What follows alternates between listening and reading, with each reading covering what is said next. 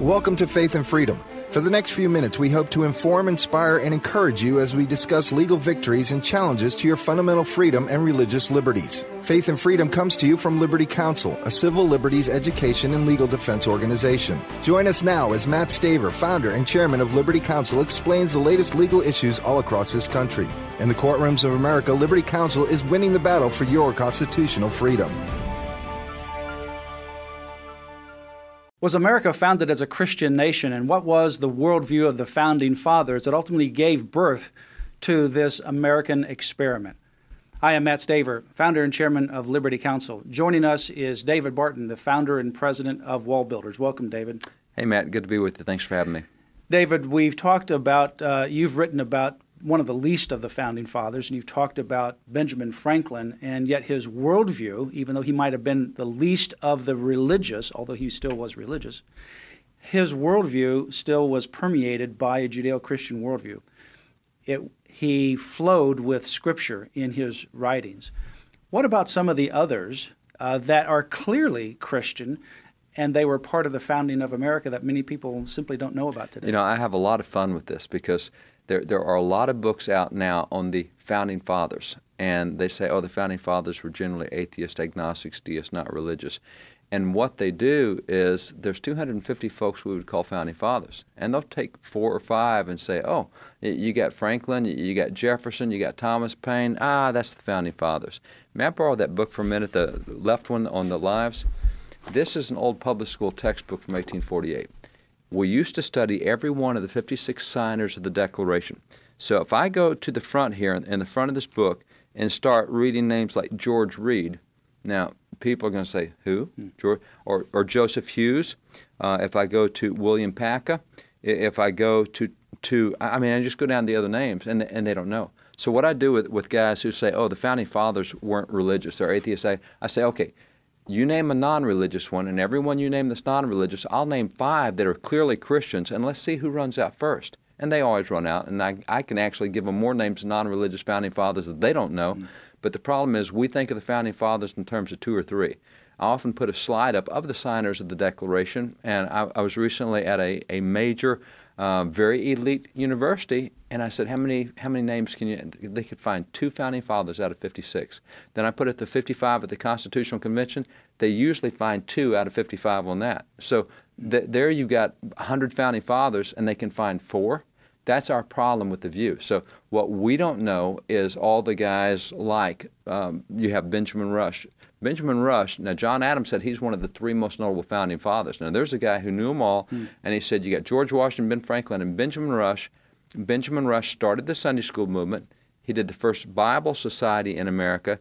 He is an evangelical Christian. His writings are very clear. He did a piece in 1791, A Dozen Reasons We Would Never Take the Bible Out of Public Schools in America. We'll never talk about Benjamin Rush. In the same way, you go to Charles Carroll of Carrollton, the final surviving signer. He's one of the framers of the Bill of Rights. Last thing he did was New York City. He was the last signer to die, the 56. New York City said, we have the original Declaration. Would you sign it and give us your final thoughts? His final thoughts was, I am so grateful to God for the blessings which through Jesus Christ our Lord He's conferred on our country. Written on the final declaration displayed in City Hall in New York City is a Jesus Christ declaration from a Founding Father. Then you can go to folks like John Witherspoon. John Witherspoon is the best-known gospel evangelist in the founding generation. He is a signer of the Declaration, responsible for America's very first family Bible. Then you go over to Charles Thompson. He's one of only 2 founders who signed the Declaration on the 4th of July, he and John Hancock. He has the Thompson Bible. You can buy that in any Christian bookstore today. And then you go over to folks like Francis Hopkinson, signer of the Declaration. He designed the American flag. He's a church music writer and hymnist. He took the entire book of Psalms, set them all to music so that we could sing the Psalms like David did.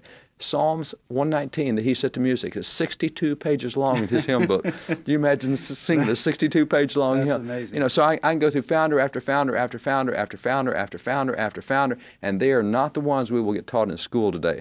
We'll get taught about Thomas Paine, and we'll get taught about Franklin, never accurate on Franklin, never accurate on Jefferson, and they'll say, see, they were all non-religious. And that's just not accurate. It's not true. Well, even when you look at the Jefferson and Franklin, they were more religious than many of our politicians today. They invoked God. They operated from a Judeo-Christian worldview. Well, folks like I'm considered by media to be radical religious right. And I don't go near as far as what Jefferson and Franklin did with public religion in life.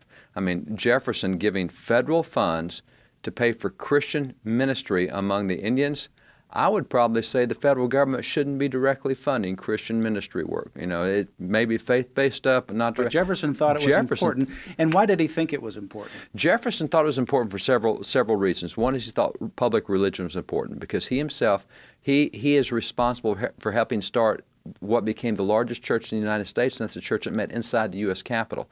And so he went to church inside the Capitol on Sundays. He once told a minister, he said, the reason I do this is I'm the leader of the nation. This is a Christian nation. I'm a Christian magistrate. We're supposed to do this for every... And so there is Jefferson, who I would say is not a Christian, but he's calling himself a Christian, said this is the right thing to do. You go to church publicly. You want to set the right example for the nation. So he has this worldview, and he is absolutely convinced that the teachings of Jesus Christ will change any culture, and he knew that to be true with Native American cultures as well. So when that Native American culture, Kaskaskia said, we want Catholic priests and missionaries because we're becoming attached to the Catholic religion. He said, great, we'll fund those missionaries for you. And you know, people debate whether it's missionaries, but the Catholics say, yeah, it was missionaries, but they funded priests to teach the Indians, teach the gospel, teach the scriptures. So Jefferson, who is himself not a Catholic, thinks that that's a good deal. If they want the teachings of Christ through a Catholic priest, we're going to fund that.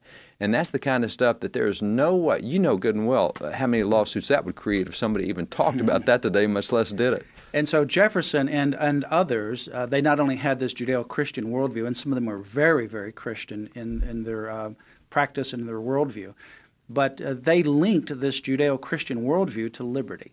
Absolutely. The foundation Absolutely. of our liberty that ultimately gave birth here to America. Absolutely. Their writings on liberty are very, very clear, and they use lots of verses on that. As a matter of fact, most people are not aware of why the Liberty Bell is called the Liberty Bell, but it's the Bible verse around the top of it. Leviticus 25:10, proclaim liberty throughout the land to all the inhabitants thereof.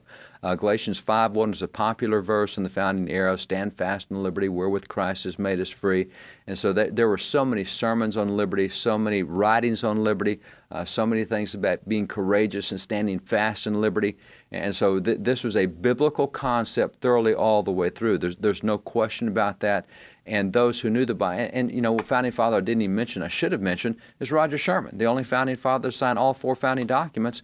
He was in Congress a good while after he was helping create the government. We have notes from, or actually we have records of the newspapers in his day that said he took a brand new Bible to Congress with him every single year. And he would annotate it and make notes as he'd read through the Bible. And when he got it home from Congress every year, he'd give it to one of his kids, which took a while because he's got 15 kids, so you have to read the Bible a lot of times to get it. But that's the founding fathers. I mean, this is the way they thought, the way they behaved. The example, the exceptions might be Franklin and Jefferson, but even they understood the Scriptures and were thoroughly inculcated in the Scriptures. So yeah, liberty is a biblical concept. They were fighting for biblical concepts. Why is it important today that Christians and American citizens have a Judeo-Christian worldview in respect to our government, because in our society? The Bible is what gives liberty, and the further away you get from the Bible, the further away from liberty you'll get. You look at any nation in the world that is not biblical, not liberty. That's not a part. They have a big intrusive government. You only have a limited government when you understand the Bible, because God gives a specific jurisdiction to government. It's not to get out of that jurisdiction, and only if you have that Bible teaching do you have limited government. So you look at any secular nation in the world, whether France or Germany or Norway or Sweden, anywhere else, they're not limited governments. I mean, in Germany right now, they're putting parents in jail for homeschooling their kids. In France, if you share the gospel, it's called proselytization. It's a crime. You'd be in jail. That's the problem of not being biblical, is you don't have limited government. It's expansive. It runs your whole life. Well, we've got a lot of material to digest with regards to the Founding Fathers, and David Barton has done an excellent job with Wall Builders Ministries. This is the book, The Lives of the Signers of the Declaration of Independence, and as David was going through, it goes through the signers of the Declaration of Independence, people that you may not have even heard, but yet were very instrumental in that document, and also operated from a Judeo-Christian worldview. I also encourage you to order this book, Original Intent by David Barton. This is a must book to be in every Christian home and every home in America, in my view. This goes over the founding of America, what the founders thought. It answers a lot of these questions about the Constitution. Is the Constitution a godless document? Or is God part of that document? Is it part of our Judeo-Christian worldview? And how does it relate to the Declaration of Independence? And much, much more. Also, this little book here is a reprint, the New England Primer. For 200 years or so, this was a textbook used in American public schools. Along with the ABCs, they learned the Lord's Prayer, the Apostles' Creed, and the Shorter Catechism. All of these are available at Liberty Counsel's website, lc.org. That's lc.org.